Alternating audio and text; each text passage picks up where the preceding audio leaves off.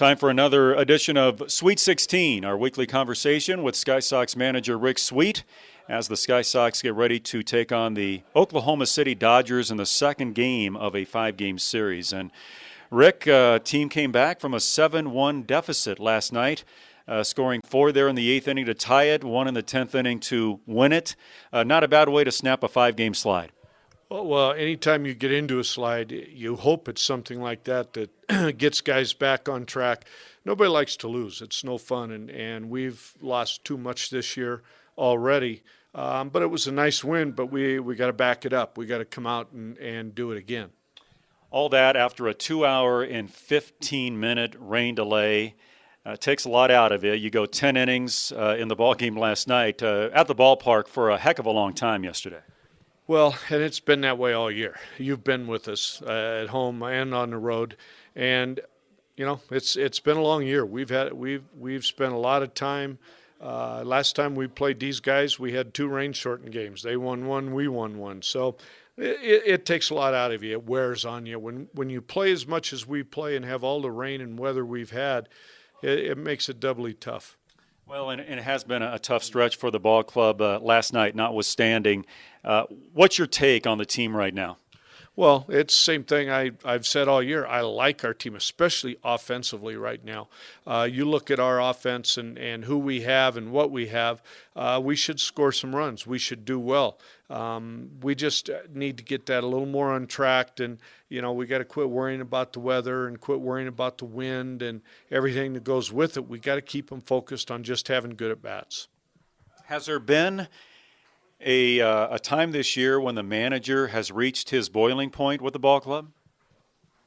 Well, sure, you always do. I've been 20 games over 500 and reached a boiling point. So that's common. That's commonplace, and that's stuff, in the clubhouse. It never goes onto the field. It's never something that happens on the field with me. Now, some managers it does, but with me, it's strictly in closed doors in here. But of course, I'm only human, and I like to win. I don't like losing. I don't like where we're at. I don't like what's going on. But that doesn't mean I'm gonna let it affect me or change me. Rick Sweet, my guest, Sky Sox manager here on Sky Sox Warmup from Security Service Field. What about team meetings? I know it's a long season, and you can wear guys out if you have too many meetings, but where do you stand on that? You always have team meetings. Team meetings are part of that's part of the overall composition of your club. It's like raising kids. I've got 30 kids out here. Sometimes you need to spank them. Sometimes you need to pat them on the back. Sometimes you have family meetings. What I've got is 25, 30 kids out here, and they'll push you sometimes. All children push their parents to the limits. It's that way whether things are going good or going bad. That's just part of being children. Who was that manager when you were playing that seemed to know how to push all the right buttons? Well, the guy that I played for and respect the most and actually like to model myself after is a guy that I park in his parking spot right up here every day, and that's Rene Latchman. Latch, I played 3 years for Latch in Seattle in the big leagues. In winter ball, I've always run across him any chance I get. In fact, they wanted to change the name on my parking spot. I said, absolutely not. I love the fact that I'm parking in Latch's spot. So the number one candidate for me is Rene Latchman. Have you stayed in touch with him at all since he's just up the road in Denver? I saw him last year, actually, when I was with the big club, and they came to Arizona once, so I made sure I got out to see him when he was there.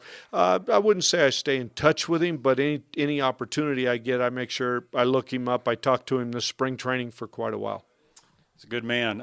Jason Rogers, just back down from the big leagues, had a good long stretch up there with the Brewers, hit a big home run for you guys last night. What's his mindset coming back here to AAA?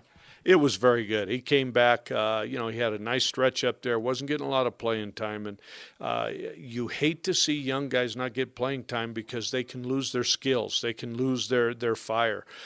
So it's good that he's back down here, and he's taken it that way. He's been back day one working, swinging, wanting to play, wanting to get his innings. Of course, he wants to get back to the big leagues, but this will be a good stretch for him to get some at-bats and get his game back online.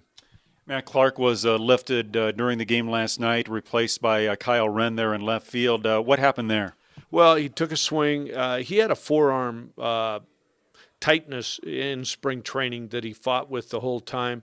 And he actually, the first probably month of the season here, we had to back off his practice and his swings.